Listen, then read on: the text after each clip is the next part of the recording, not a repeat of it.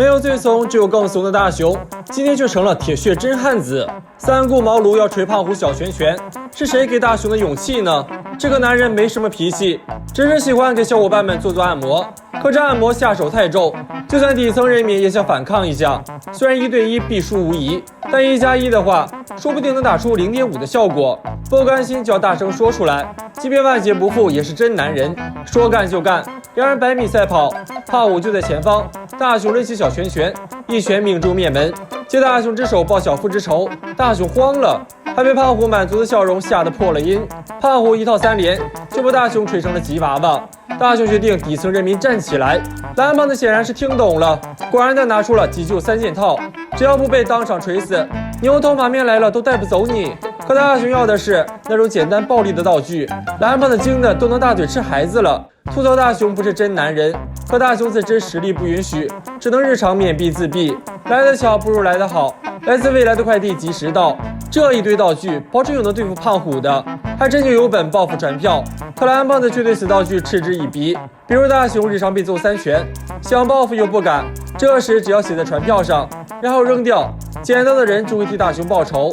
大熊两眼放光，蓝胖子却认为真男人才不会用这种没骨气的道具。可蓝胖子是猫中海王，抵不住小蜜的诱惑，就让大熊捡了漏。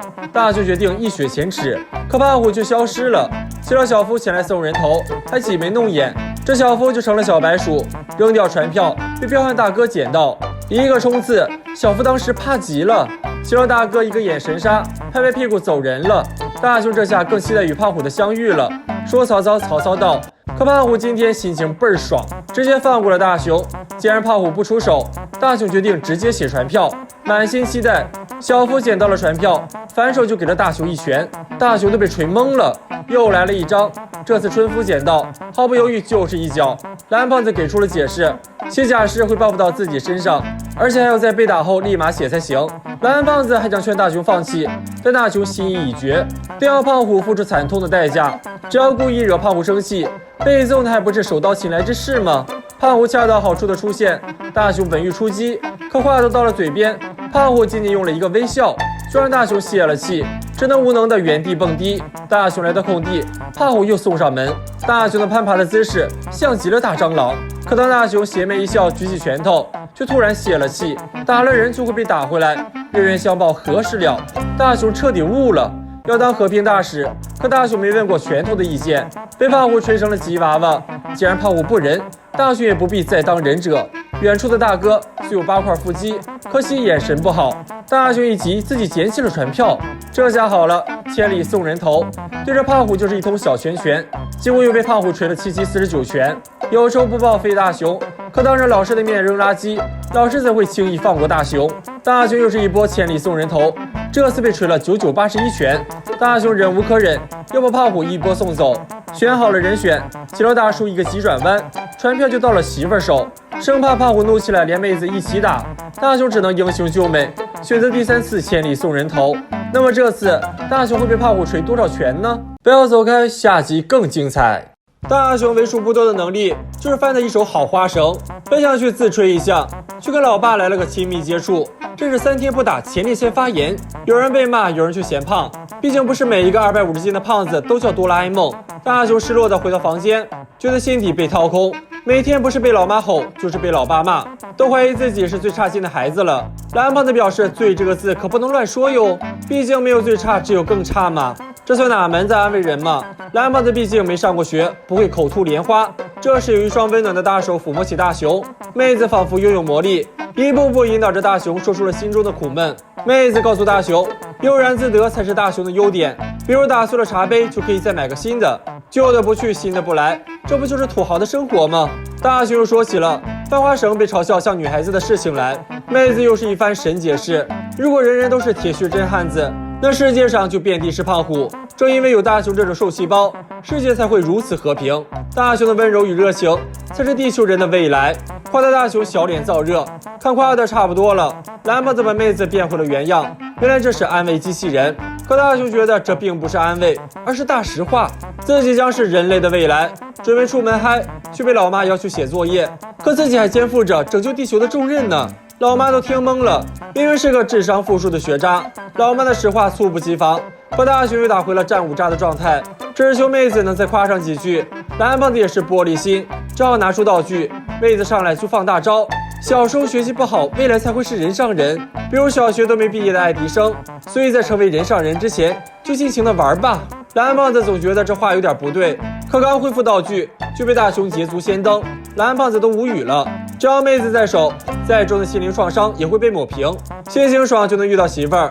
结了媳妇儿摇了人，大雄一手花绳本想求媳妇儿抱抱，可却遭遇了社死现场。姑父二人毫无吝啬的嘲笑，再次把大雄打回了原形。大雄抱着妹子就是猛男哭泣，妹子的话真是句句说到心坎里，坚持自己的兴趣爱好，以后才会成长为这方面的大能。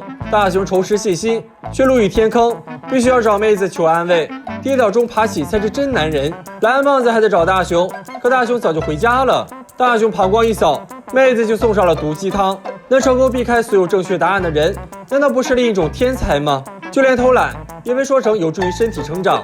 看着自我颓废的大雄，蓝胖子就是满级咆哮。可只要有妹子在，大雄就是最幸福的人。就让我在颓废中幸福的过完一生吧。第二天，大雄日常迟到，被妹子说成生活有规律。高考落榜，被说成学校不要大雄是学校的损失。成年的大雄被静香分手，可能是因为大雄伤心时愿抱着另一个女人吧。暮年的大雄终于活成了自己的样子，没车没房没媳妇儿，妹子依然撒着毒鸡汤。男人要的不就是自由吗？可这真的是大雄想要的生活吗？当然不是。原来这些都是蓝胖子用时光电视看到的未来。果然溜须拍马的人会误人终生。大雄决定换个口味儿，你就说老师同款的这张脸，哪里不会打哪里，你怕不怕？不做完3年模拟5年高考，休想吃饭。那么小伙伴们喜欢哪个机器人呢？不要走开，下集更精彩。今天的大雄有些不一样，两眼发呆似木鸡，却可凌波微步躲胖虎。大雄的这双眼到底藏了什么秘密呢？成绩到1，睡觉第一。老师使出了洪荒之力，才把大雄从睡梦中叫出来，还喜提了罚站。迷迷糊糊回到家，老妈却把大雄当跑腿工具人，可大雄以学习为由婉拒。回到房间，就觉得今天的蓝胖子有点怪，无论跟他说啥，蓝胖子都一问三不知。凑近一看，蠢萌蠢萌的，蓝胖子秒变闹钟，伸个懒腰，竟然摘掉了眼睛。原来这是瞌睡贴纸。蓝胖子又想收拾道具，但又很困，所以就用这贴纸，可以边干活边睡觉。这道具简直就是为了大雄量身定做的。蓝胖子自己偷懒就算了，竟然狠心的不许大雄用，但扛不住大雄软磨硬泡，大雄带上眼贴，瞬间秒睡，都给蓝胖子看呆了。打开作业就做了起来，可全是鬼画符，睁眼都做不对，更不要说闭眼瞎了。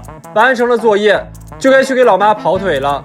可大葱、萝卜、卷心菜这么多，蓝胖子还是担心，只能一路保驾护航。先是捡了易拉罐，又充当了大雄的垫脚石。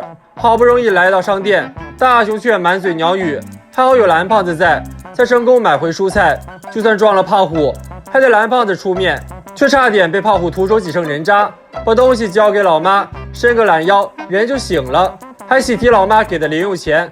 大雄是开心了，蓝胖子却快散架了。回到房间，就看到大雄在吃独食，边睡觉边吃零食，还吃了蓝胖子的份儿，也是没谁了。就算尝不到味道，大雄也觉得只要能睡觉，吃啥啥都香。接下来就该边睡觉边找媳妇玩了，简直就是两全其美。带着眼贴出了门，蓝胖子真的看不懂年轻人了，摇摇晃晃往前走，路遇炫耀买到新刊的小夫，却被无视。小夫一气之下改口要借给大雄，甚至上升到跪求大雄看一眼。一个球划过，大雄完美躲过，就连铁板大雄都能迈着魔鬼的步伐躲过。小夫都感慨大雄身手好敏捷。来到媳妇儿家，又开始迷迷糊糊说鸟语，静香都以为自己幻听了。大雄也不客气，直接往里冲，还得蓝胖子在后面解释。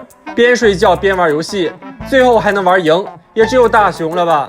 可静香都有点看不懂这个未来丈夫了。这时丈母娘喊静香跑腿，为了媳妇儿，大雄挺身而出。蓝胖子一想到还得保护大雄，就脑壳疼。可大雄二话不说，已经戴上了眼贴，摇摇晃晃起了身。此时胖虎又在打劫了，看到无视自己的大雄，胖虎上去就是一拳。看到大雄今天底盘特稳，小夫一眼就看出了猫腻，这孩子难不成在睡觉吧？胖虎却不信邪，一记平 A 被大雄躲开，再来一拳，大熊依然毫发无伤。看着大熊步步逼近，胖虎直接吓跑了，还顺手把书还给了小夫。路过车站，一个大呼噜直接惊醒路人，才没错过班车。来到公园，还帮画家神来一笔，用脸撞树救下了喵星人。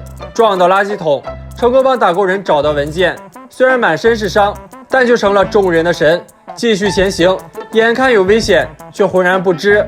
蓝胖子赶到时，大熊还睡着呢。那么小伙伴们觉得边睡觉可以边干什么呢？